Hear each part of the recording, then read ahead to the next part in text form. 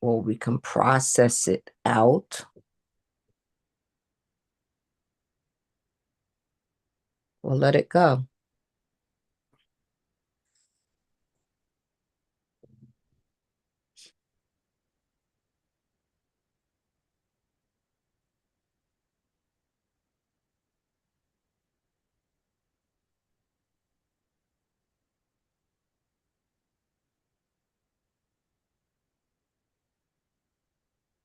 And we can find ourselves hanging on to it.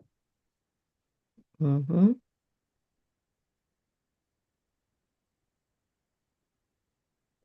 That's how you said in that anger, the opposite of joy. We're defending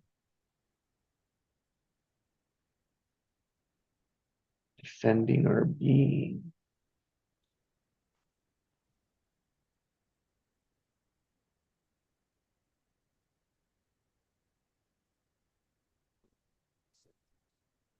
Which is the opposite of being curious.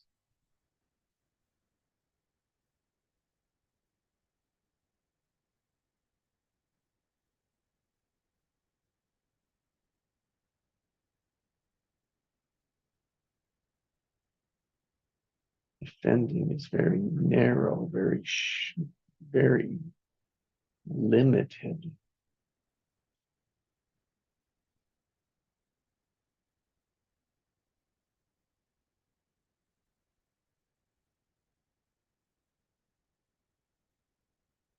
Extremely charged.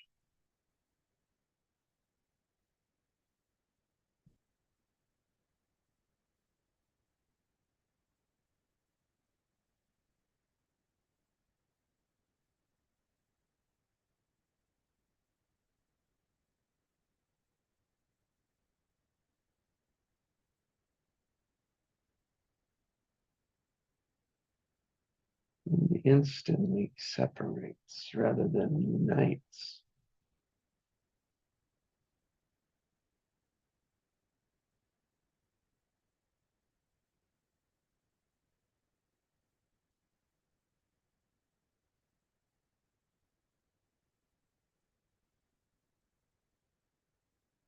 It has me be aware of the opposites.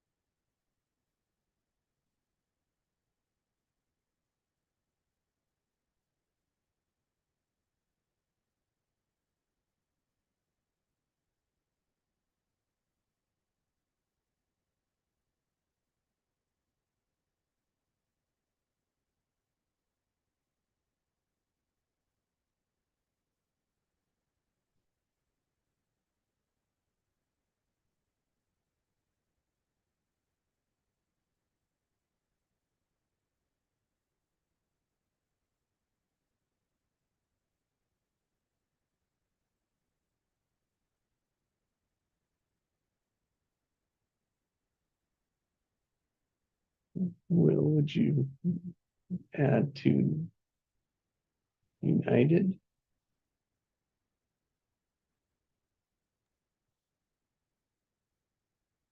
Um, like add words or Just just I want to I want to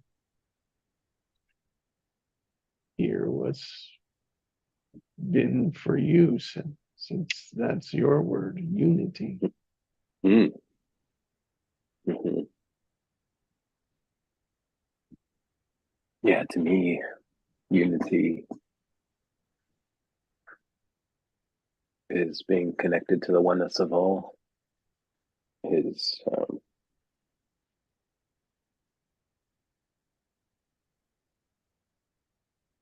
being pro-human, which is love for the all. So I love myself, I love all of humanity. And I do not get involved or engaged in divisive topics.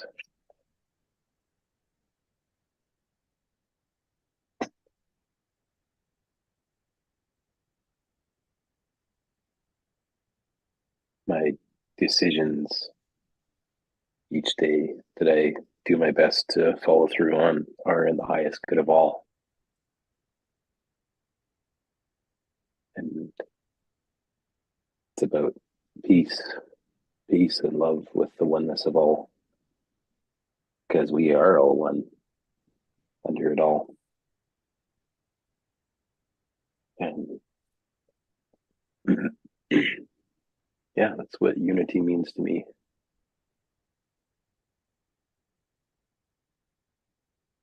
But giving what I give to myself, I give to the all, and how I choose to show up.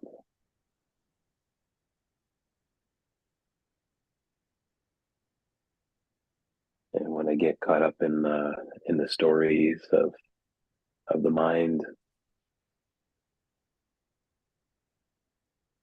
it creates chaos and divisiveness and a lack of unity and suffering ultimately. And it's just like not worth it.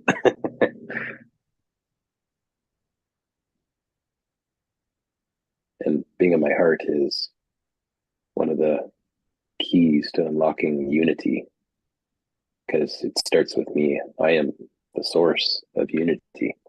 I get to be that today. I get to be united with all humanity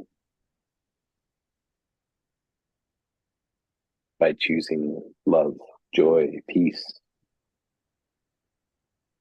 today and now and now and now and now.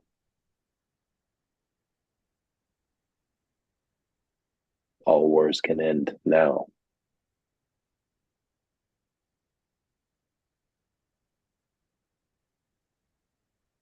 By choosing unity now.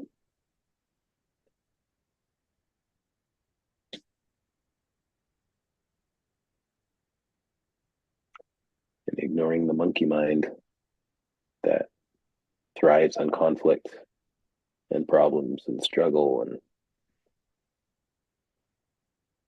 stories and pains of the past. The mind will create untold suffering, holocausts, lack of unity, lack of love, lack of all good things is what the mind will create and has been creating. And it's been we've been witness to that in the world scene for well over 100 years now.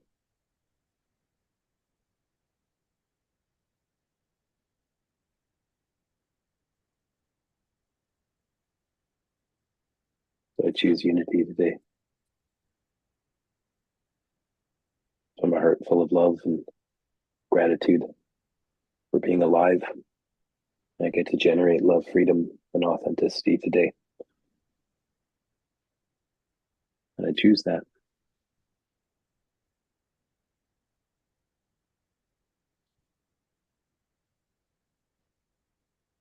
And it's the gift we all have within ourselves that we can give today. We can give that gift of unity.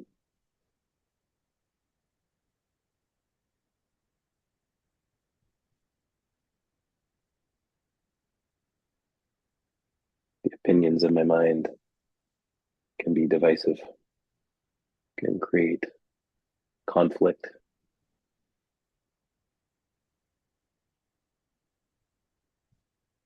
And they are formed in judgment When I judge others, I judge myself. When I judge myself, I judge others. And it's a slippery slope.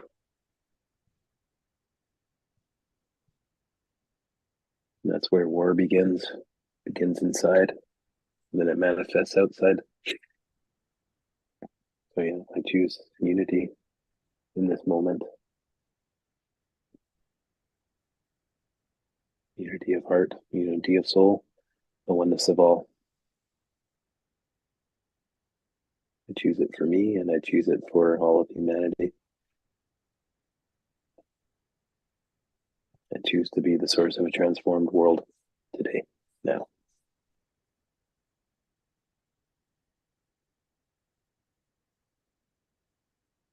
And I'm complete.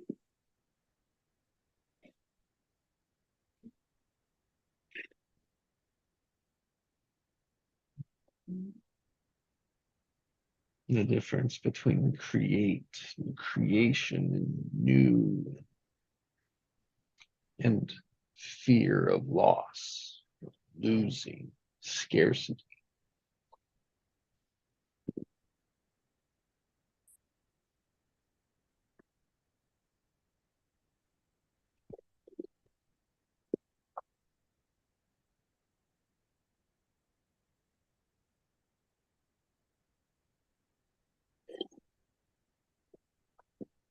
My question is, if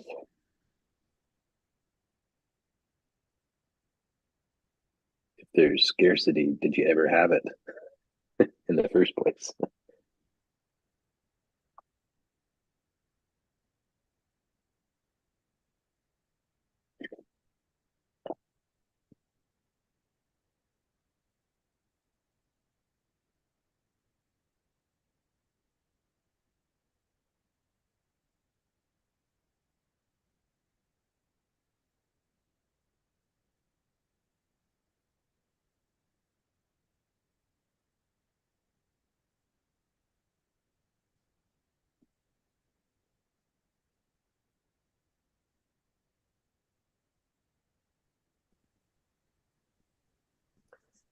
Do we ever have anything?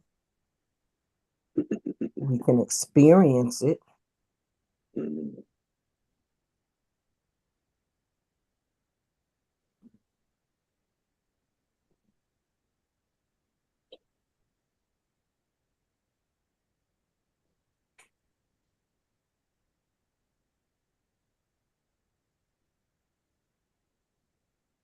it's all temporary.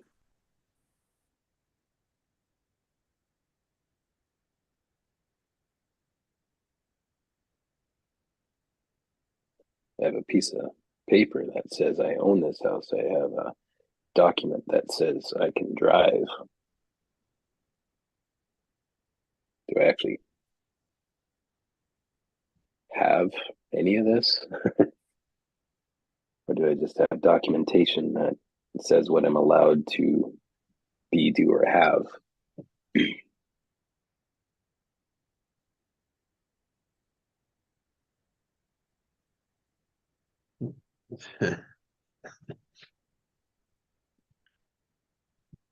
I saw it was like, yeah, it's like, it triggered me to think about what I saw as like a mortgage is just a 30-year rental agreement You got it.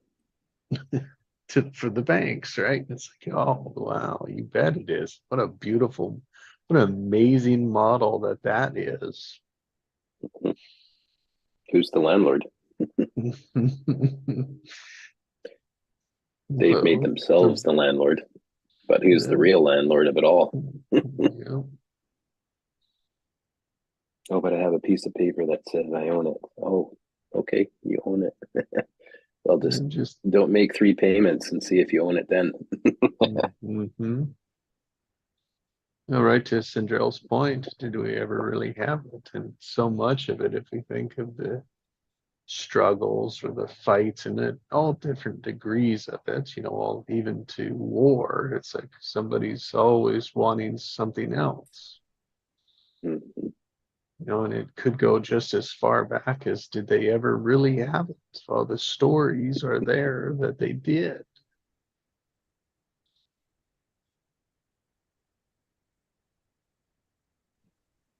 Hmm. Mm. Evolution of humanity. Oof. And if we have to fight for it, does that mean we even have it in the first place? Or Mm. Well, like, I think what it triggers is when you get it, will you be satisfied? Or is it just the continued pattern? What next will you, quote, fight for? It becomes a taking pattern rather than a creation pattern. Mhm.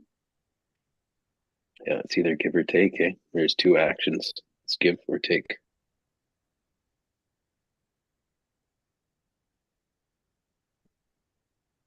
Ask the question again.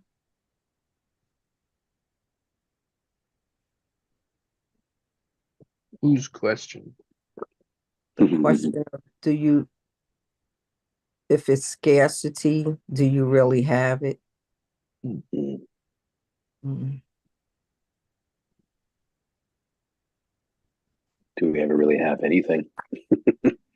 Like I have breath right now. My body is alive. I'm breathing. I have life in me right now. I have life in my body and I'm experiencing. And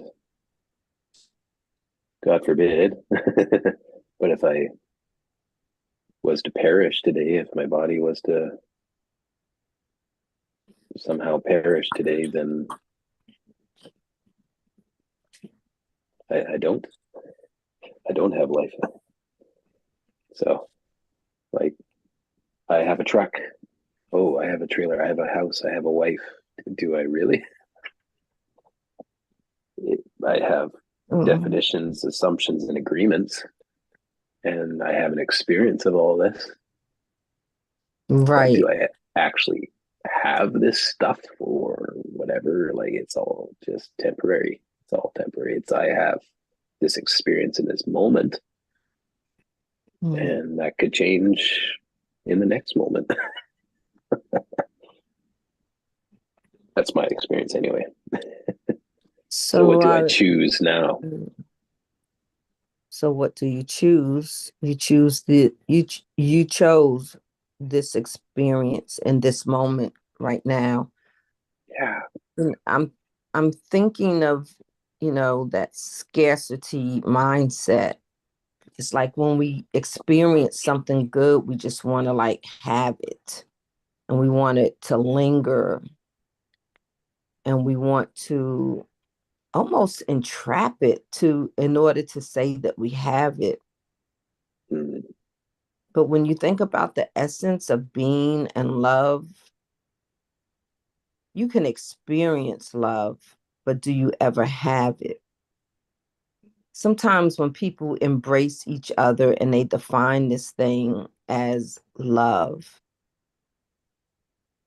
and the very concept of experiencing it and then putting definitive ideologies around it to say, I have love. We have to be very tender and careful with that because love is like a flower. You pick it. Will it grow again? Will it reroot? Will it germinate? Will it pollinate? Will it bring a newness? So putting borders around or picking it and putting it in a container and why'd you pick it? Oh, it's just beautiful. I love it. But you killed it and smothered it.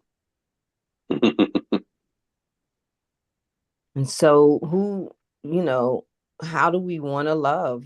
Um, do we do that out of a sense of scarcity? Is that where jealousies come from? Is that where insecurities come from? So to experience anything is to experience it. You don't become it. you experience it, you Mhm. collaborate with it. But Generate it. yes, and it regenerates too, more energy. But soon as we try to have, there's that tug of war. Mhm. It becomes Soon a as you, taking. yes, soon as you want to have, it's like even the car note, you gotta like, I gotta pay the car note again and again and again and again and again and again. And by the time you don't have to do it again, its value has worn really, really thin.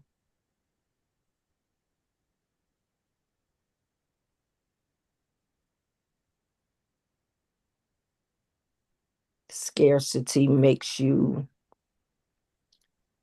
grab at things and try to define it to be that thing which the experience gave. But that was moments ago, that was weeks ago, that was back then. But with every person that evolves and even the value of the car as it changes, you got to experience the nowness of stuff. Mm. And that's letting go. That's just letting what be, and let yourself be, because even in the desire that you have to hold on to something because you embraced and experienced it and you want it to just hold on to it to be that way, even a good barrel of popcorn at the movie theater, as good as it is over eventually. The movie is over eventually.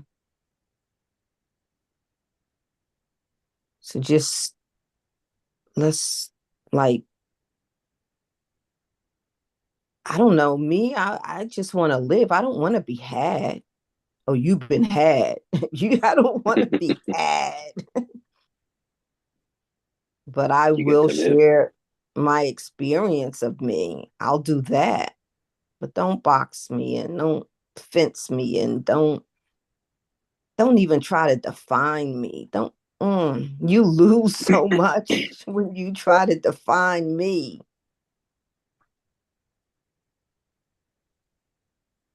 Mm-mm.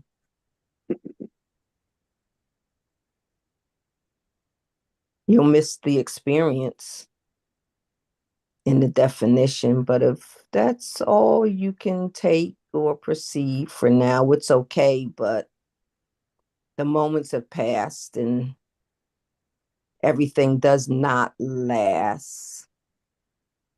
But the next experience is coming, whether it's with you or me painting or singing or walking.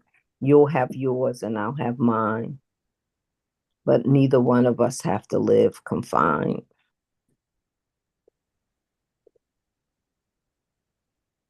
Scarcity, no. Even when I leave anything known as we know it as this realm of existence, I'll visit you, even in the memory, and even be present when you don't even think I'm there, because of the experience we've connected, and we all exist in the same universe. So there's no scarcity, and we don't have to be scared. Mm. These experiences, better felt than told.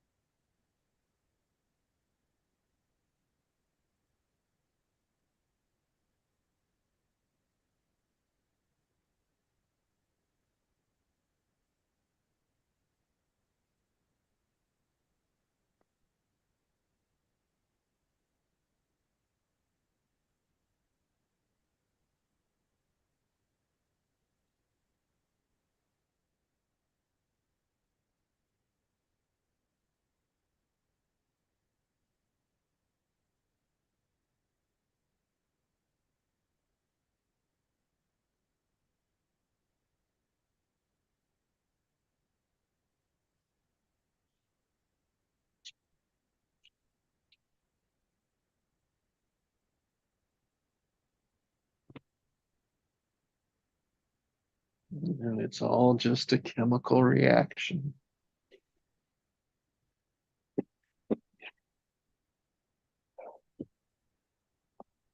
that you created.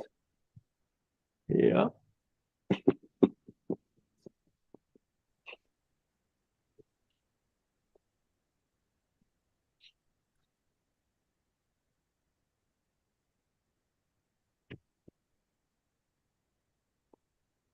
Mm.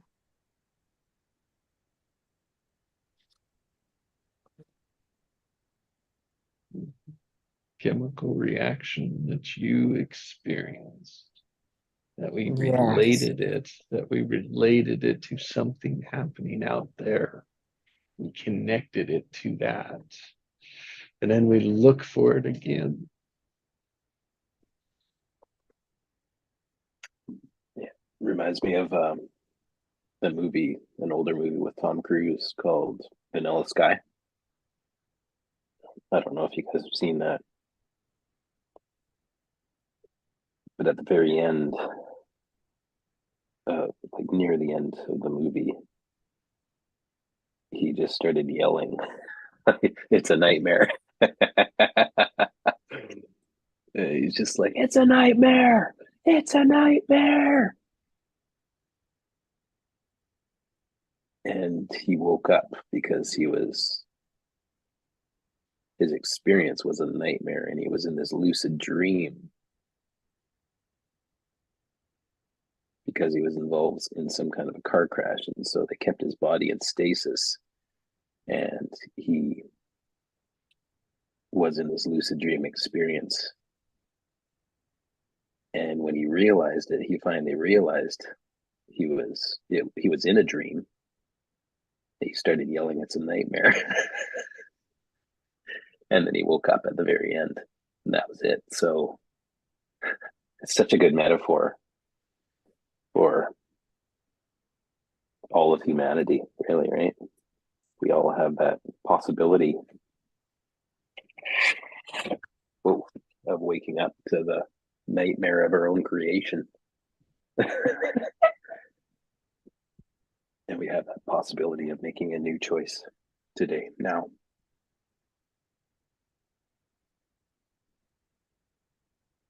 And what we choose to see, be, do have, we can generate that.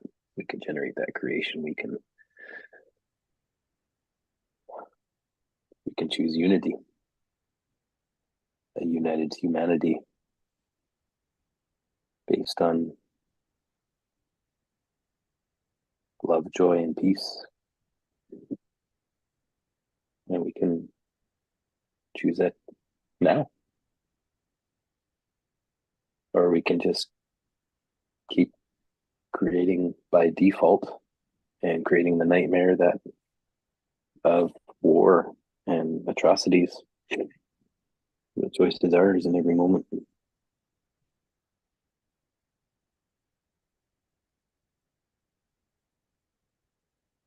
And obviously, this is not to say that that does not exist, because it does.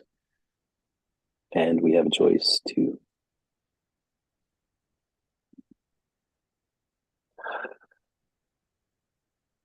stand for the values that we choose.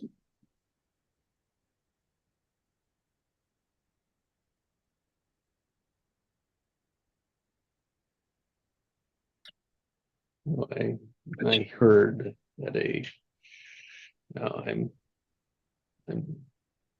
don't know where I'm at with this, but I'll use it as a analogy because I think it's part of this wake. It's like to be awake, right? To make the choice to observe what's got us gripped. Yeah. And so this guy was talking about how he did a talk at a United Peace Conference, right? Like a world peace thing where all the leaders were there. And he stood up on top, and as he asked the audience, he said, who's experienced peace in their life? Everyone's hand went up.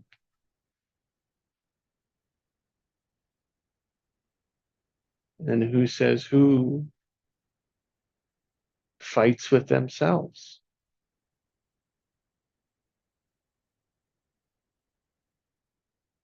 Who has internal fights, struggles? Very few hands. Like there was nobody really wanted to admit it until he said, I do. And then, so everyone else then raised their hand.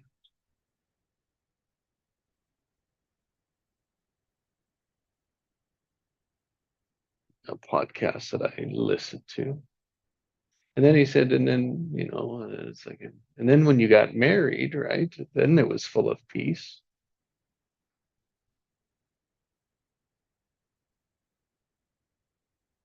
Right? It was just all we had was peace when we were married.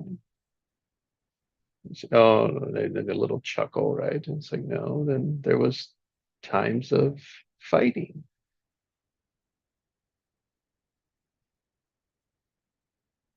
And then when we had children, then there was peace.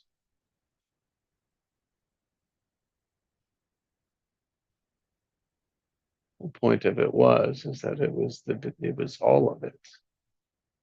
It was the full experience. It's like he's put it in a way of, it's our fantasy. The fantasies can keep us trapped if we're unaware of them. Because both of them, the opposites, the other sides, have to exist as well.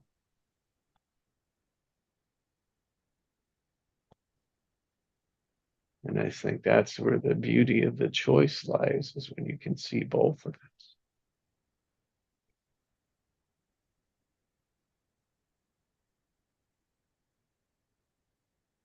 The range, the degrees, the creating. Okay, because we use the words of creation versus scarcity, and the point of view is completely different, but the speaking difference is really nothing.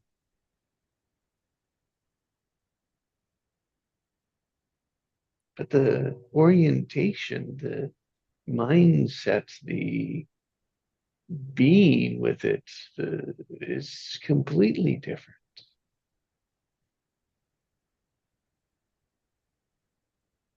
And without experiencing it, you can't talk about it. I mean, nor even understand it, see it.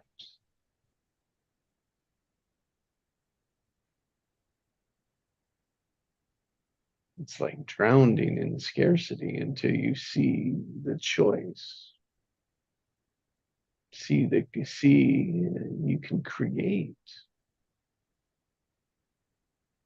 And then constantly bump up against those creations that don't fulfill the fantasy, the expectation, which all the expectation is a fantasy. As if maybe everything we do is a fantasy.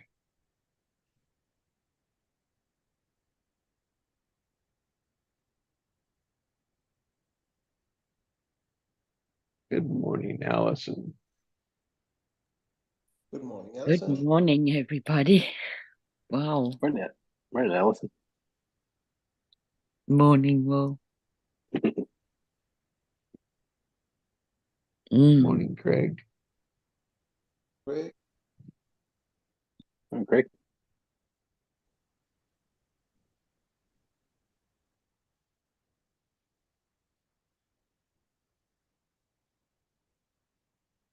That was really interesting. Thank you, Jesse. Pertinent, more than interesting. And fundamental.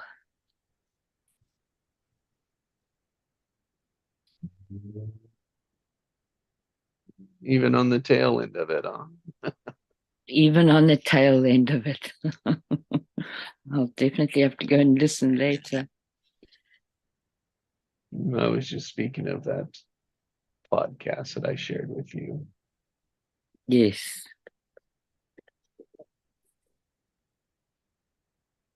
In the opposites and the differences and the unity and division that Will had opened us into this morning. Nice.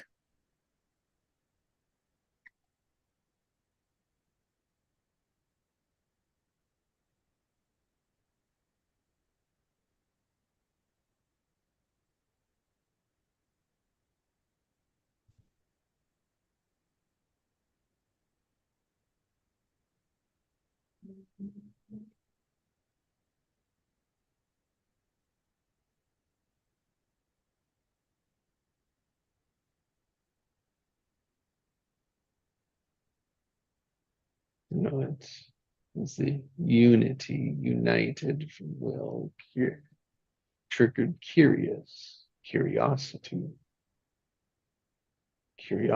of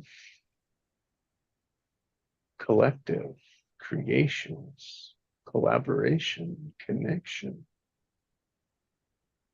Just as the being, the curious, in the fantasy, in the fight, in the unity, in the division, just in the curiosity allows to see the both ends rather than being gripped or locked on one.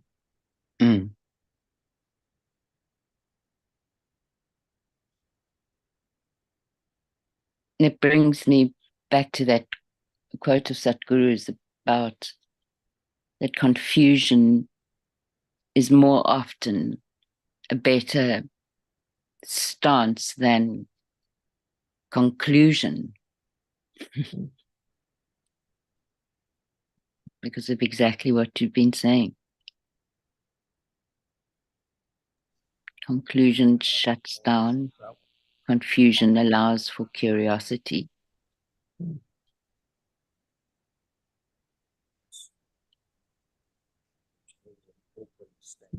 And I can see an edge of mine of confusion, as you said. It's like, oh, I can't have confusion.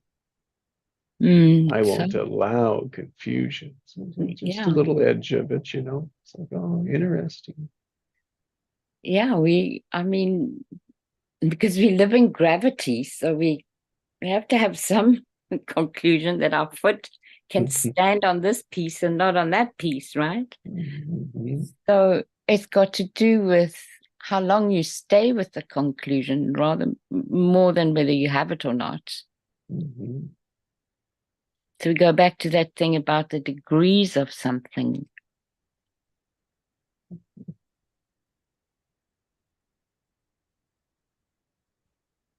And then I notice that I apply it to everything when it doesn't necessarily need to be. Some things, yes, need to have the foot on the ground to the conclusion made, move forward from that. Other things don't.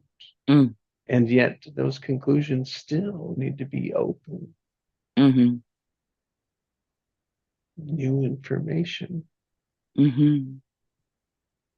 And humbly remembering that we only can understand 4% of the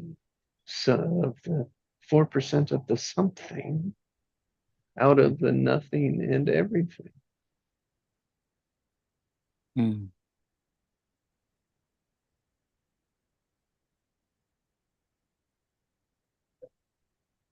Humility, hey? Yeah. The opposite of defensive. Defending. We talked about defending our being, defending being right, defending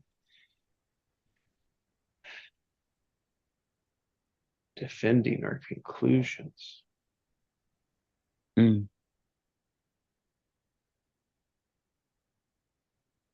Giving evidence to.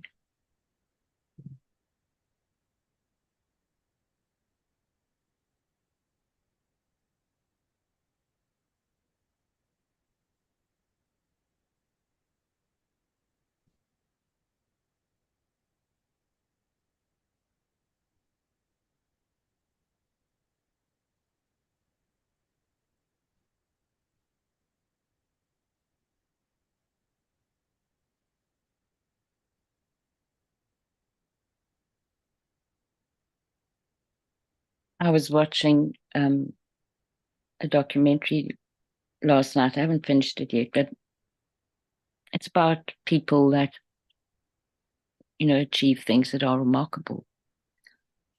It's called Dreamers. And looking at your words, Will, with collaboration and connection, there was a father that was talking about his daughter.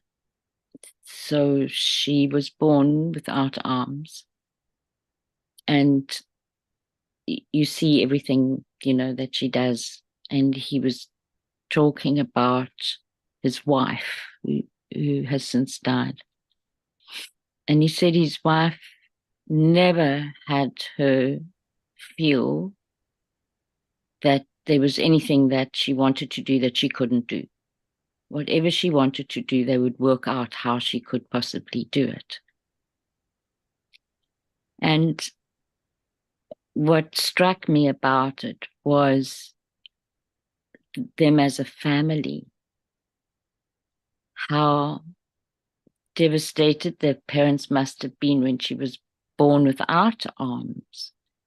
And perhaps not. That's my, that would have been my experience. I would have been, oh my God, how on earth am I going to do this? That would have been my experience. Her experience could have been, oh, this is going to be interesting. I wonder how we're going to do this. And just watching this young woman, she must be, I'd say she's probably in her early 30s by now. And talk about her attitude and how, how her mom was and how much that helped her. And then about people that she met along the way. And one of them was a flight instructor. She wanted to become a pilot. Not everybody wanted to take her on. And he said, well, if you can drive, you can fly an aeroplane. And she could drive with a, and a car that had been adapted. And so it was just this really incredible example of how open people can be in terms of how to.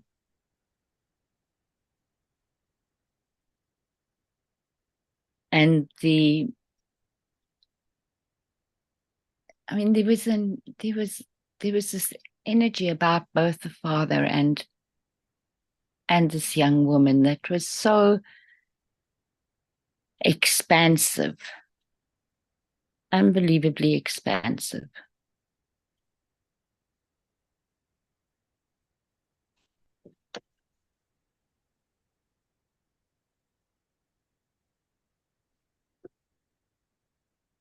Would alive explain that energy?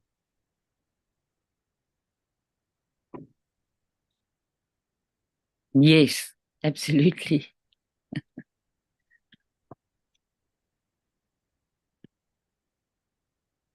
You just had me like a structure was triggered, right?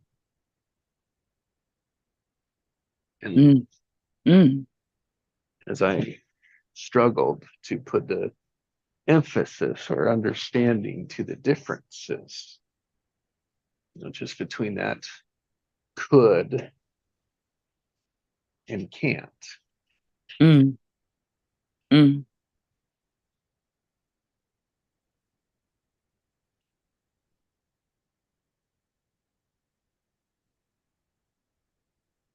Which, if you imagine, they wouldn't have done a documentary on the couldn't story, but I'm sure there's many of them out there. And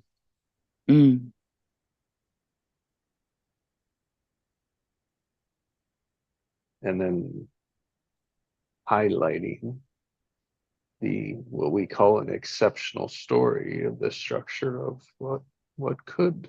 I mean, just that orientation. will find a way to do everything. Mm. I mean, that is a culture, a mindset, a determination, that is a way of being that is structured in a child, in a Mm-hmm. family. And what we see as the result is how full of life they are. Mm. You know, in the documentary, but I mean, from all that's been done, you could only say that the behavior holds true most of the time. Mm. Mm. Absolutely.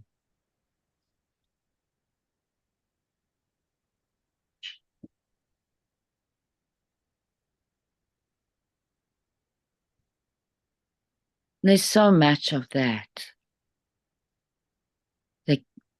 that we miss out on because we get trapped in that scarcity. And our fantasies of what should be, of what we think should be.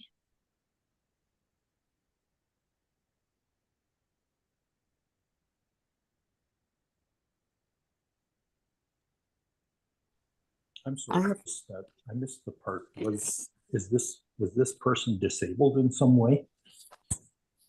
Yeah, she didn't have arms, Craig. She had no arms, so she Okay. had to do everything with her feet, right? Yeah. And her dad started off talking about her by saying when she was born, he could see in her eyes that she would just do anything that she wanted with her life. And for me to recognize that in a baby is so, you're already alive in yourself. If you have a child that is disabled from the get-go, and that's what you notice that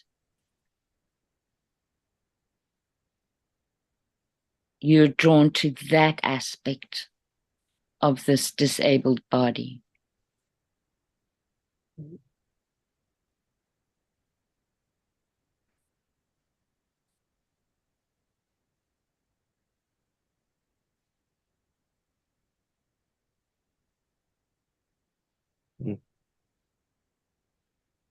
Yeah, but if you've never known it as an ability, as an actual ability, then Yeah, you'd never miss it. that's right.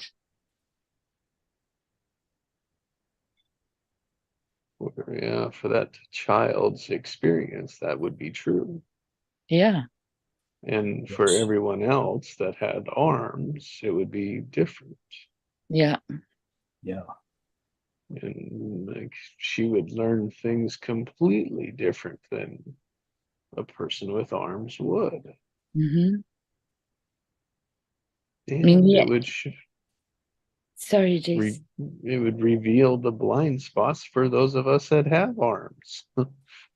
Exactly. She's also I think it's a 3rd grade black belt karate. She's got a 3rd level black belt in karate, and you see her working with her fellow colleagues, and it's remarkable.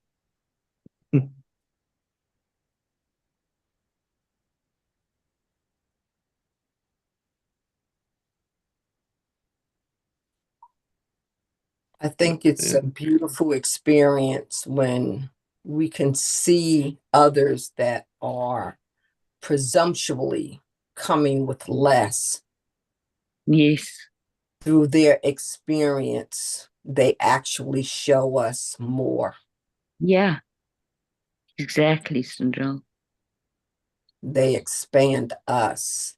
I as a teacher of so-called special ed children, I would tell them, I said, you teach me how to teach you. It starts with you. Mm. So tell me what you see. Mm. Tell me how it feels. If you wanted to do something with this, what would you do with it? And I would give them that. That was my introduction to, it came to me to do that. I would just put like objects like on different tables, and they could, like wire, cord, building blocks, glue, paper clips, just like all kind of everyday stuff. Mm. And I had other stuff on another table they could go over and pick and fiddle with, cut up stuff, scissors, whatever. It's just, what do you see? And then they would tell me, what they were building or making or whatever. And it helped me to see how they saw colors and shapes and how they used instruments. And sometimes it was a little weary because, they just had some ways of doing things that could have gone any kind of way, Mm. but it was good for me to be good to them, that there's no limits. You don't have to be like anybody else. Mm-hmm. Just what do you feel? How does it feel to you? So I loved how I had to, it was more important to create an environment of trust and appreciation and love.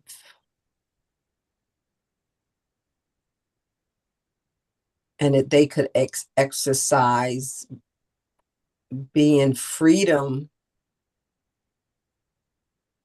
without being judged or agitated. But, I just stayed curious. I stayed curious. And they taught me a lot. They taught me a lot about my own fears, because I had the fear between what was the administrative staff was going to think of how I did things, and it wasn't a lesson that I could fit into their structure. Mm-hmm. I just, I couldn't teach the whole child and conform as a priority to their structure. It's so well put.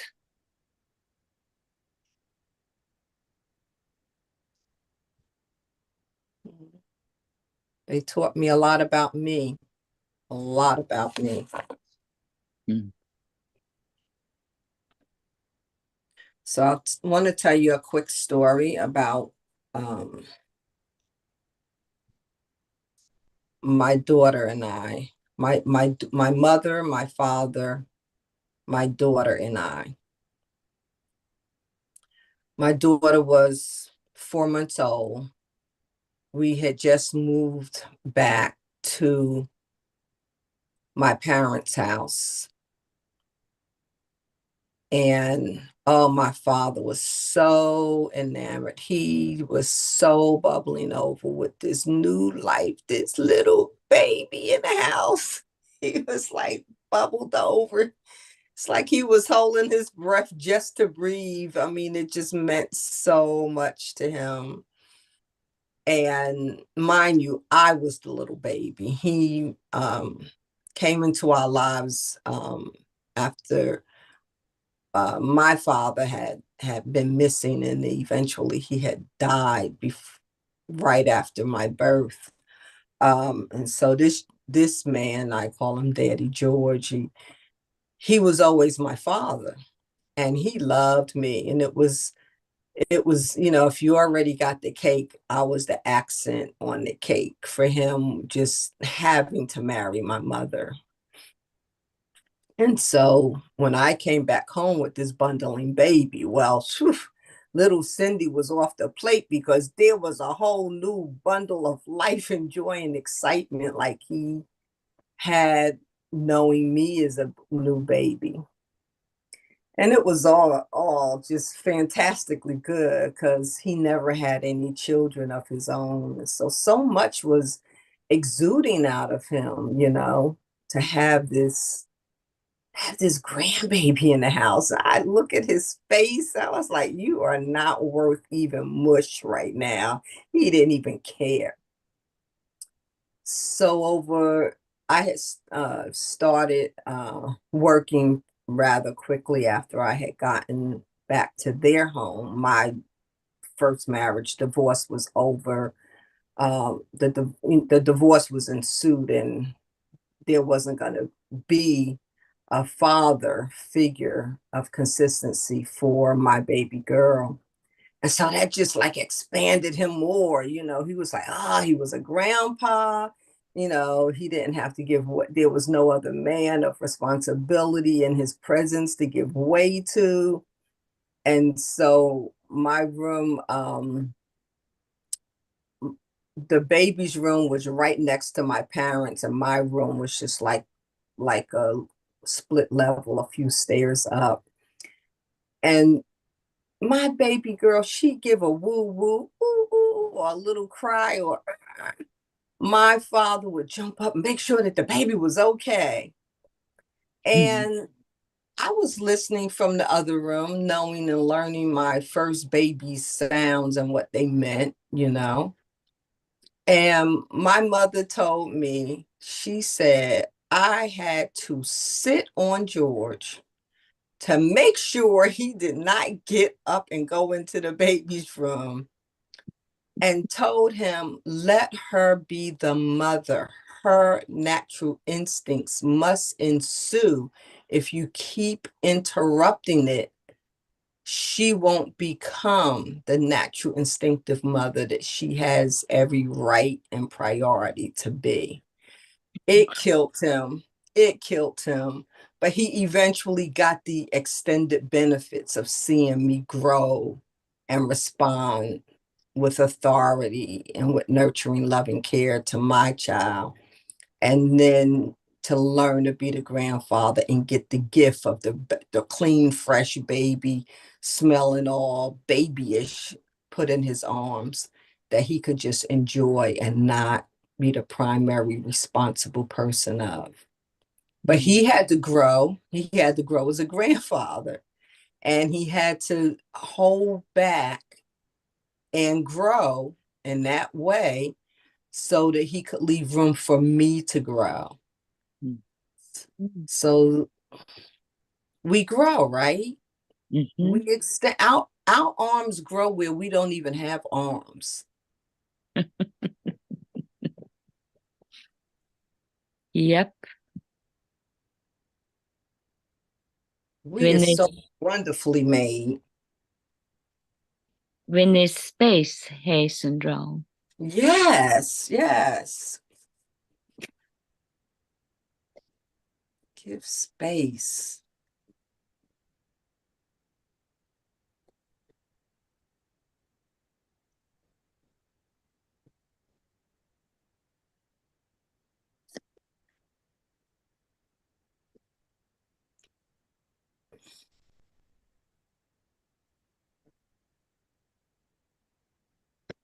I want to touch on this before. Craig, I can't hear you well. Say it again. I said I want to touch on this before we leave it. Can you hear me now?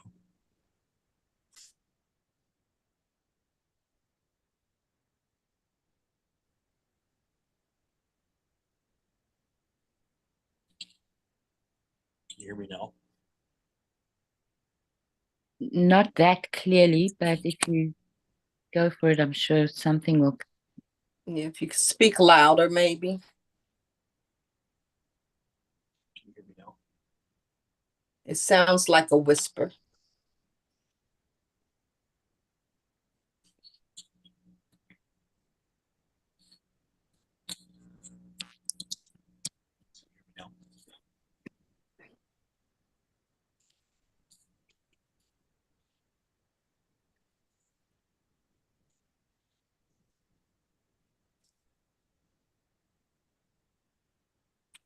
hear me now? Yeah, go for it, Craig. Just don't move. Just stand still and This thing about the reason I was asking about this young woman with the disability is because this massive spiritual awakening that I've been experiencing over the last decade and a half was actually initiated by disability.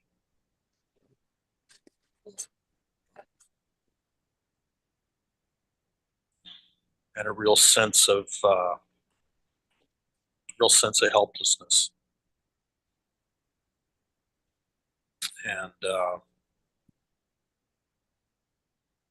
I don't really understand it, except that what I've experienced is that when I lost ability physically, and I lost touch with my physical senses and all that stuff, is that that's when all this multidimensionality kind of took off for me. So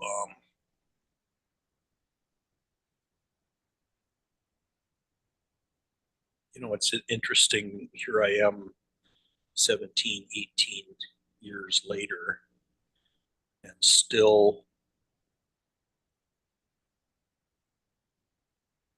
working through it, being confronted with disabilities.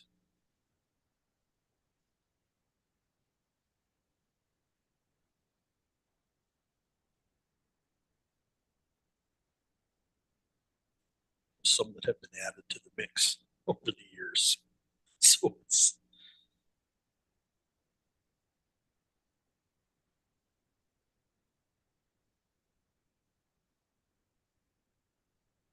I don't quite get it, but I just sense that it's preparation for something.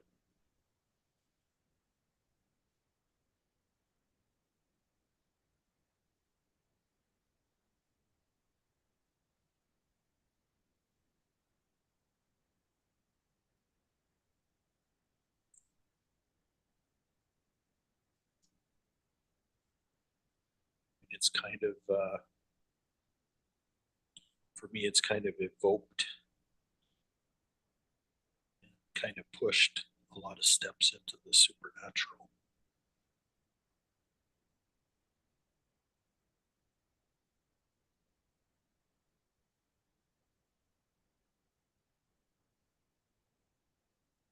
As if my physical material experience has become undependable.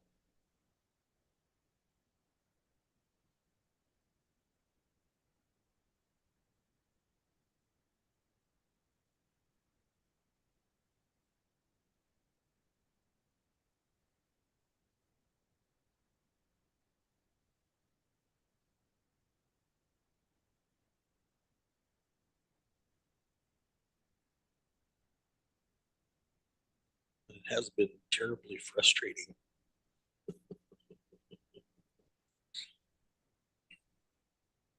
It's really frustrating getting to a place in your life when your body can't cut it.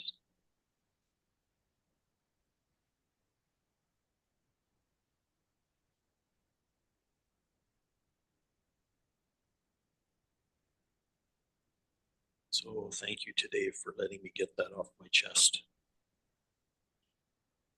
And I welcome feedback.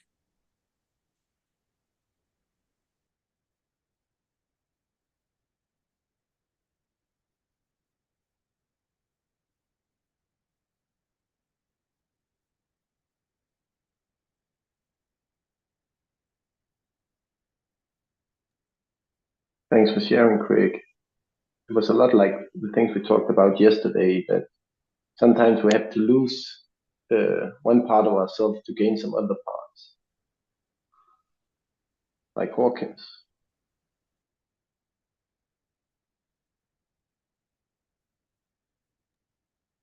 Yes, thank you, Craig. Yeah, I realize now that I had over many years had developed a lot of adaptive behaviors.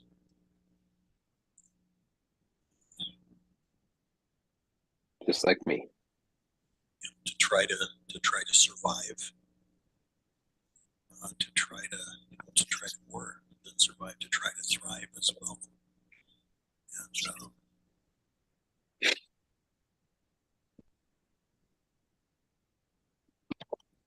they ended up kind of being inconsequential. Like that whole life I created ended up having tons of holes in it.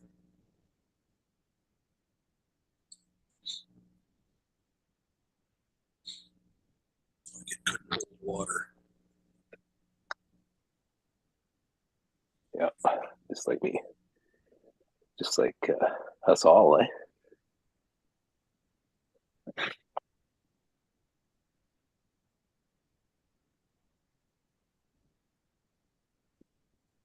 And I can relate to the whole body thing, the aging process, experiencing breakdown in the body and the frustration of that. Gave myself a hernia this summer, so been dealing with that. Finally have my doctor's appointment coming up tomorrow, so don't have no idea what this is going to look like moving forward.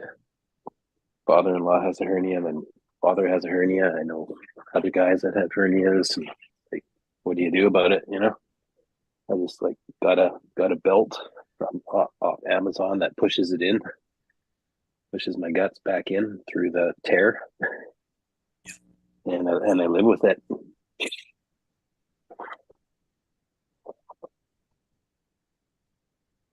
Yeah, it's sure a wake up call as far as how hard I've been pushing my body to perform, and if you push yourself past your limits, you break. Yeah.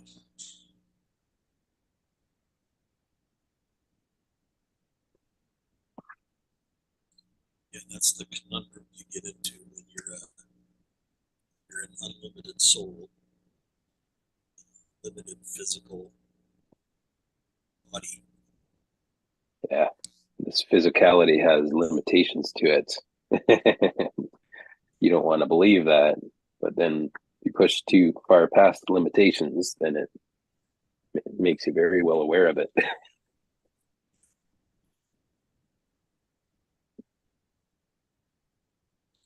That's unique for each of us also. Yeah.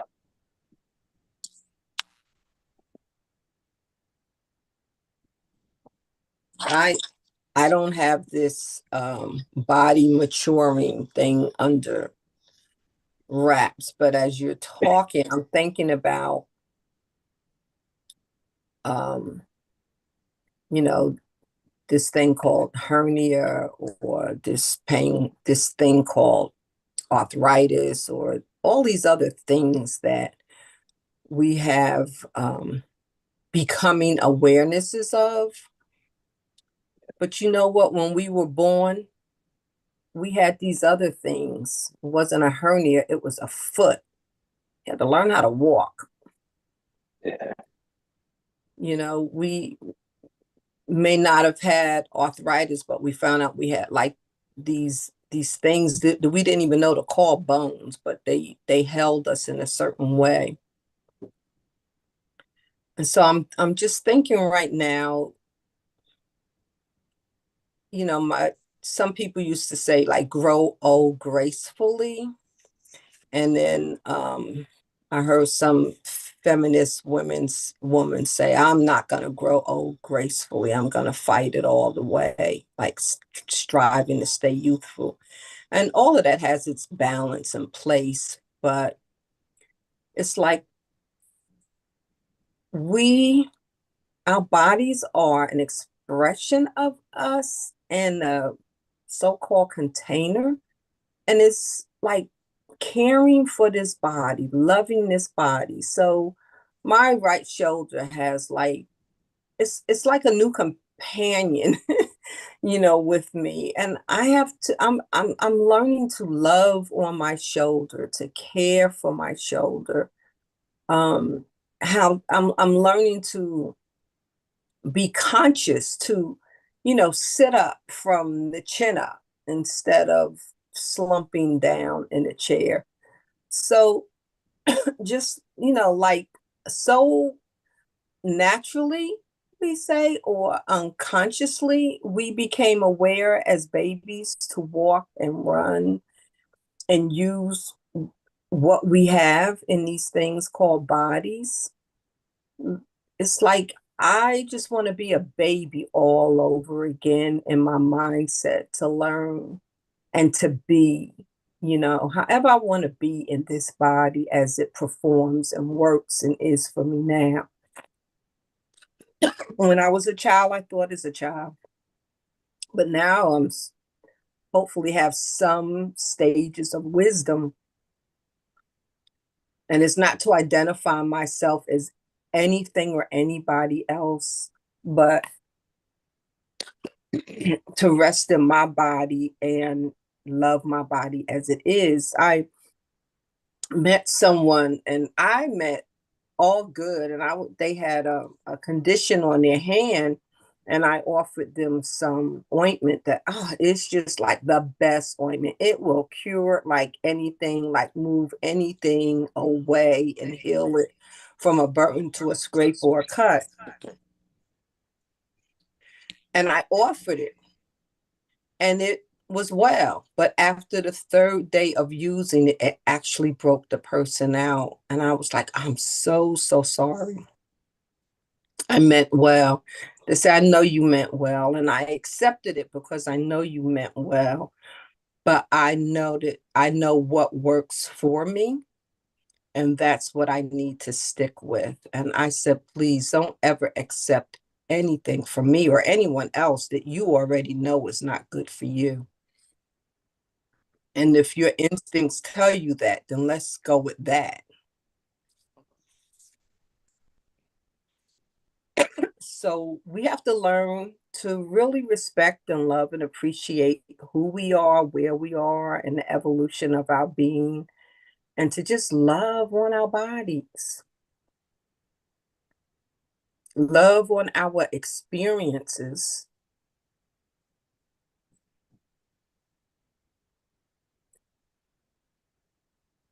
It's talking to us and telling us a way of being and what to pay attention to.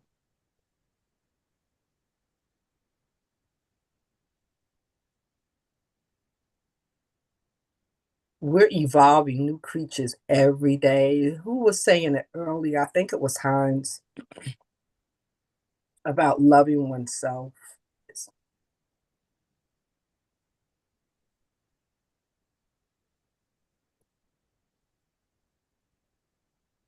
Respecting oneself,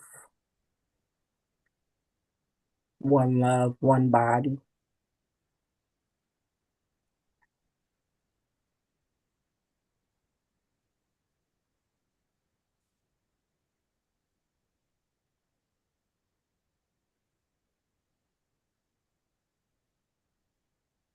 I think we conform ourselves so much to what should be or what's best to be, and it restricts us. It makes us frustrated with our own self, with our own back, with our own pain in the arm, with our own presence of being as we are. But there's a man that comes out in his wheelchair across the way from me. He has no legs. He has joy. He has an exuberant, flashy, I'm a jazz man kind of joy. You can't tell him he ain't that cat meow. And you know what? When I see him, I see him as he sees himself and expresses himself.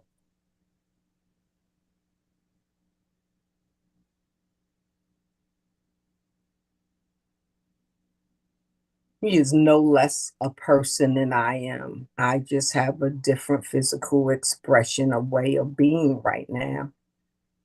and he has embraced his, and it doesn't cause him to exercise being any less.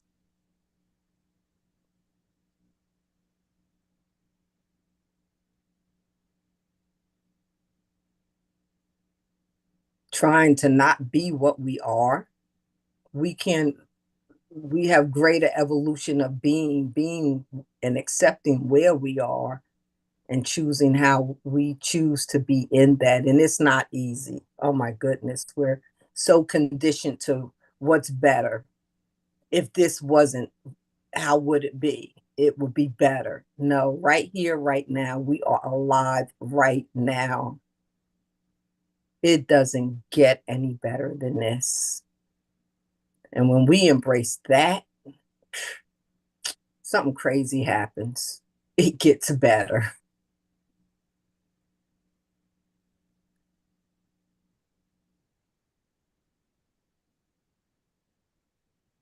Yeah, there's kind of a mantra in our society, at least there was when I was growing up, and it's still pretty prevalent, that when you're met with adversity or a disease or something like that you put your head down and fight your way through it.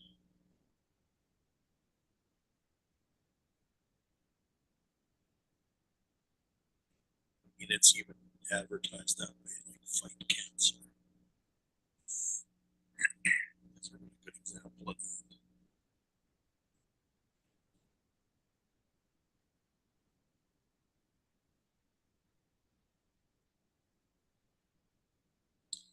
That's what I kept doing until I couldn't do that anymore. In fact, fighting it just made it worse.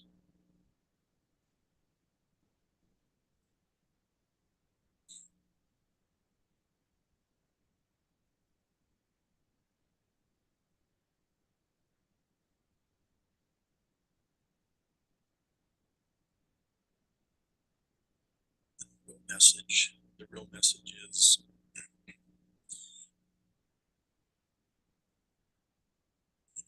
especially it's like a disease or whatever, the real message is stop, rest,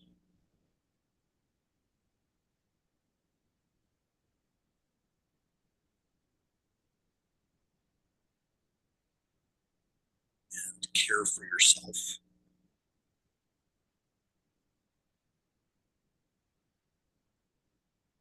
Care for what's really going on in your body. But society doesn't have room for that.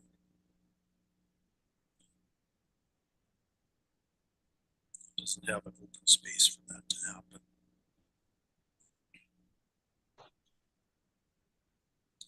We were finally starting to do some things that make things a little bit better, like Pascal is on a paternity leave.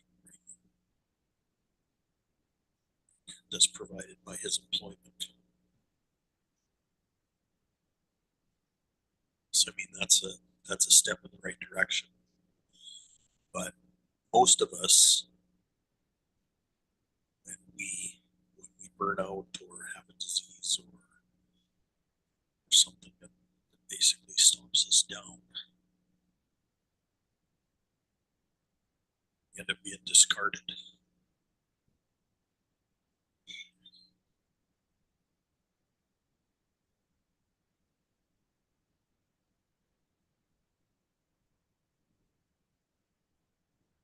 They're discarded by an employer.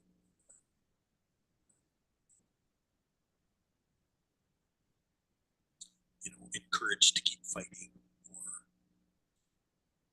or whatever it is.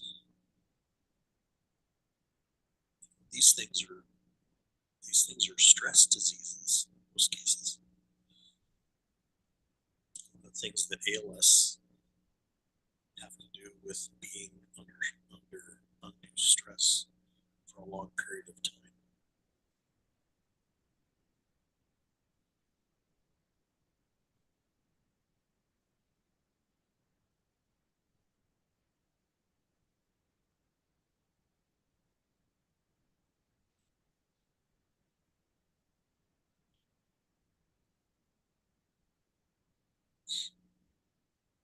So I've been studying things like energy types and how our physiology is designed to handle things like stress and that kind of thing. Most people that have the same energy type as me burn out in their early 30s. And I managed to hold out until I was 48. So that's kind of a miracle in itself. But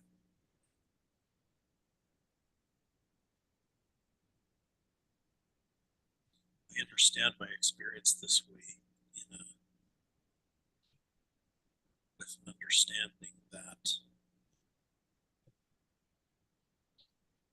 this is a major chunk of the whole energy paradigm that needs a major recreation or co-creation inserted into it to create a new paradigm.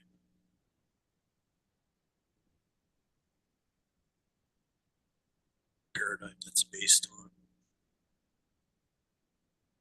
energy and energetics and heart's desires.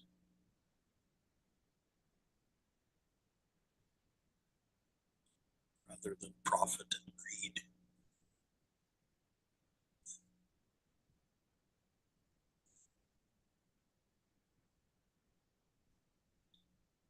And Titanic is already, that Titanic that I'm talking about has already hit the iceberg.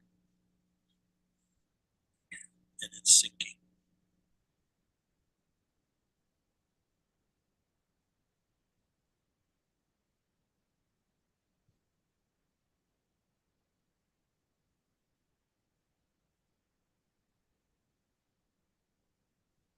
And in the meantime, I'm learning to live energetically.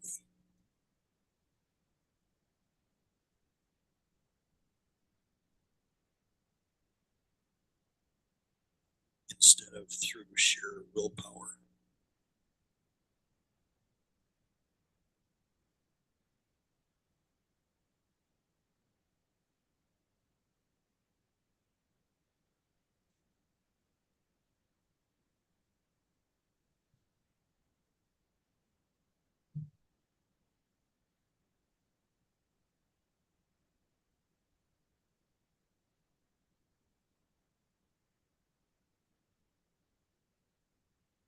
My willpower is turning into sensitivity instead of rocket fuel.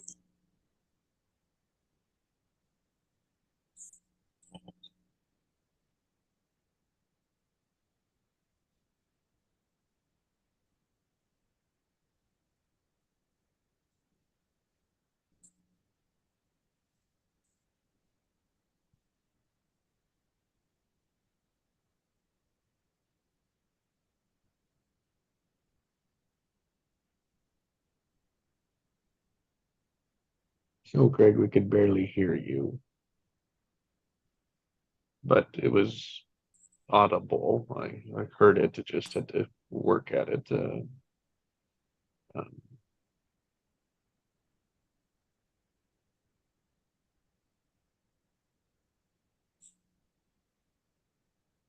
let's see if we can. Is the phone away from your head? What it sounds like is like it may need to go on speaker mode. I don't know. Yeah, I'm on speaker now. Can you hear me now? Yep. Okay.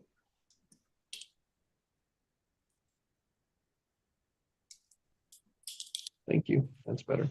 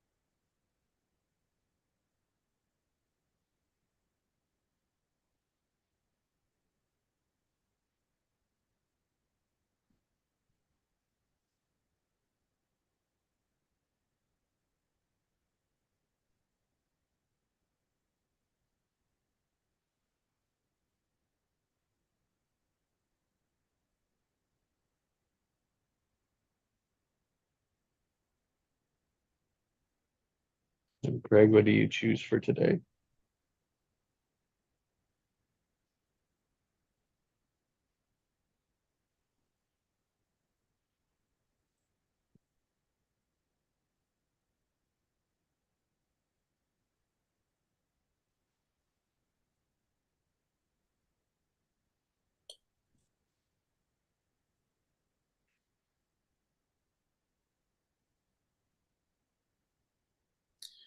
I choose to surrender to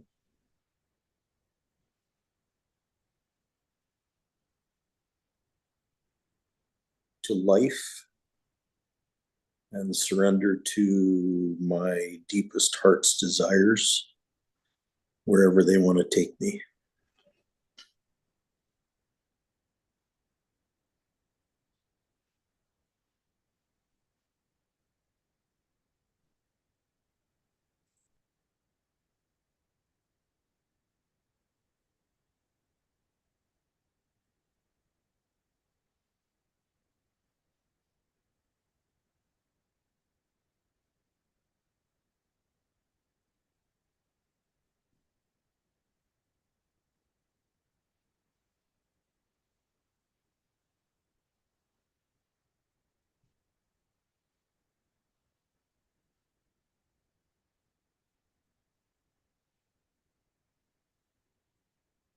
What does surrender imply?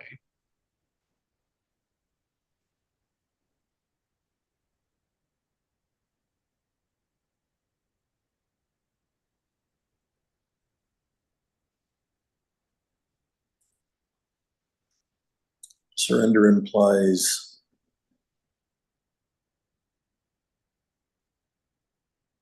presence,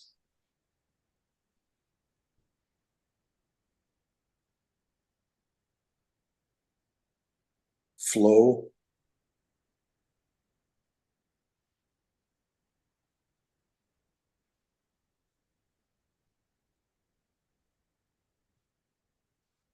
cooperation,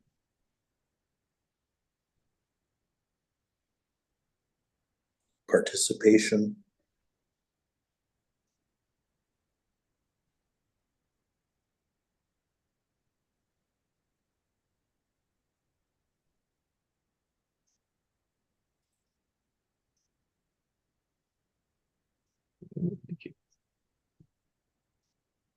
Say that those are associations to what you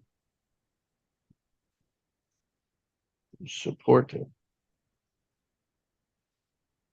Yeah.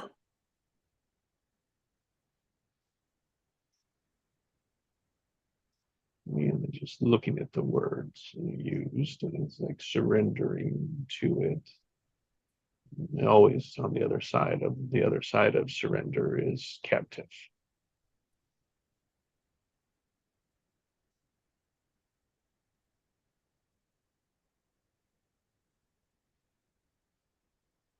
The other side of surrender is captive. Yeah. To me, the other side of surrender is fight.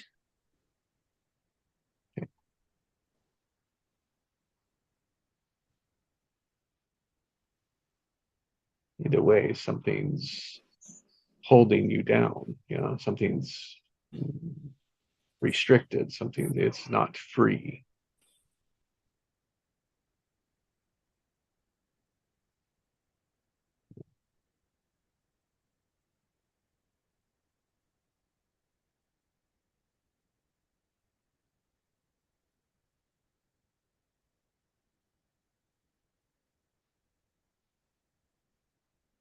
So you're saying that when you surrender, you become a captive?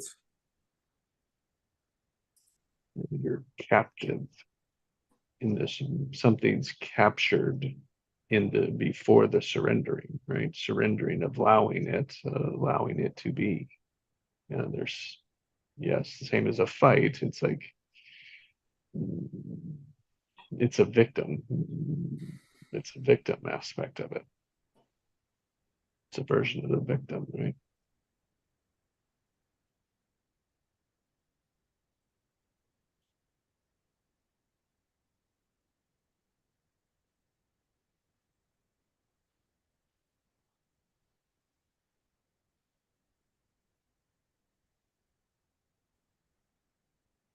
Again, hooked is another way, right? It's like a fish is hooked.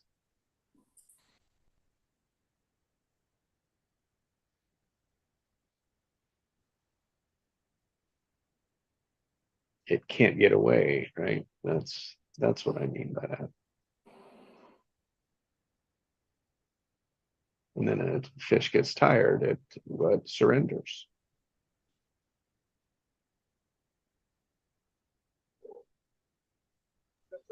Maybe we're fighting with ourselves, and then we surrender to ourselves.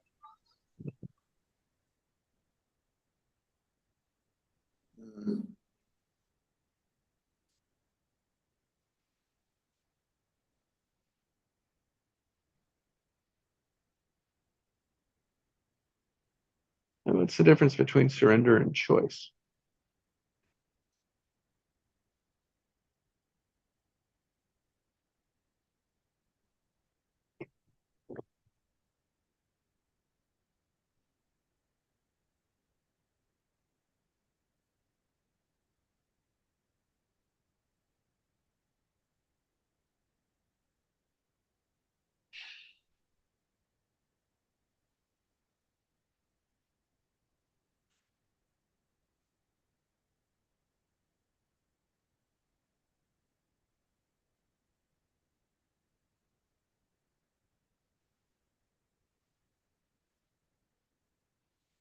Hmm. Surrender has a flavor of away from. Yep. And choice has a flavor of moving toward. Mhm.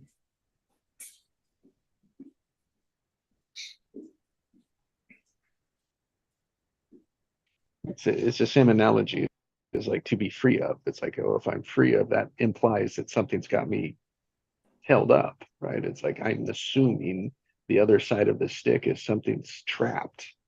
If I need to be free of something, you know, it's the same flavor. Yeah.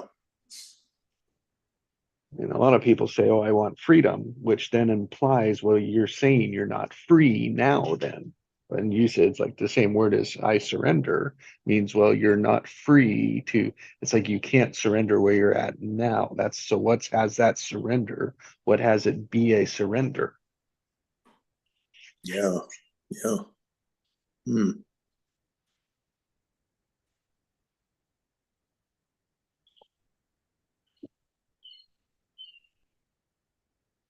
But hadn't thought of it. Just the word surrender was popping at me, and I can relate it to being free, and I can relate to free. Like the choice to be free is an unresolvable loop because it's free still puts attention on I'm not free. Yeah. Yeah. It puts attention on the current reality or the current perceived reality, right?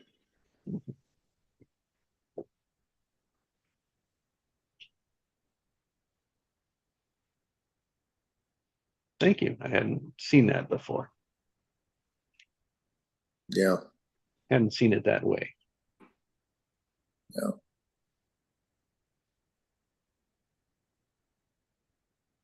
Well, I hadn't seen what you were trying to say either, so I really appreciate that we've explored this a bit. Mhm.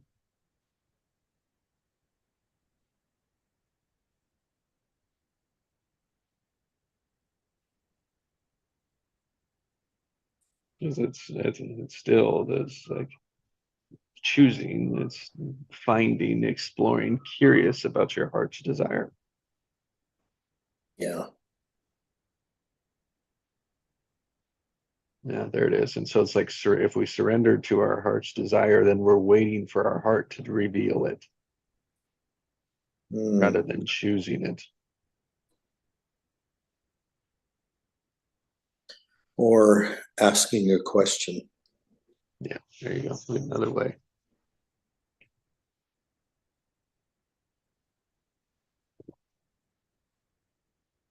Hmm.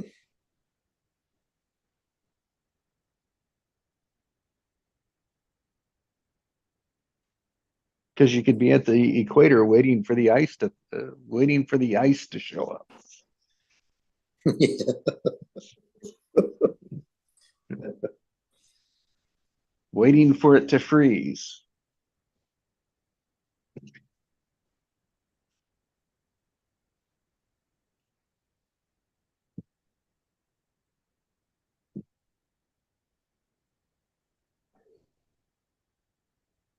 That's just an obvious one. It's the unobvious ones that are Yeah, yeah.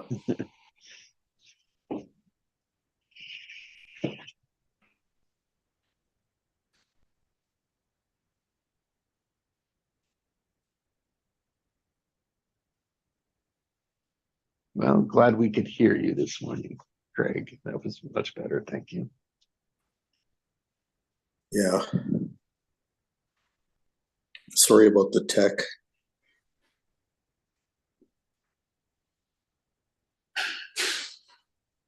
I have to be on Wi-Fi today because I don't have my phone right now.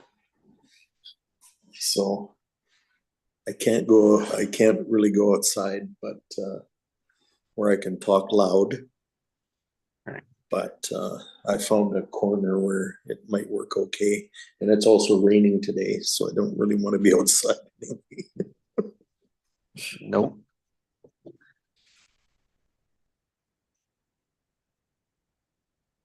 Okay. Glad you made it.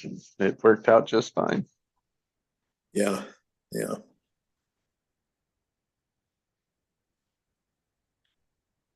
Gentlemen, have yourself a great day. Thank you for today.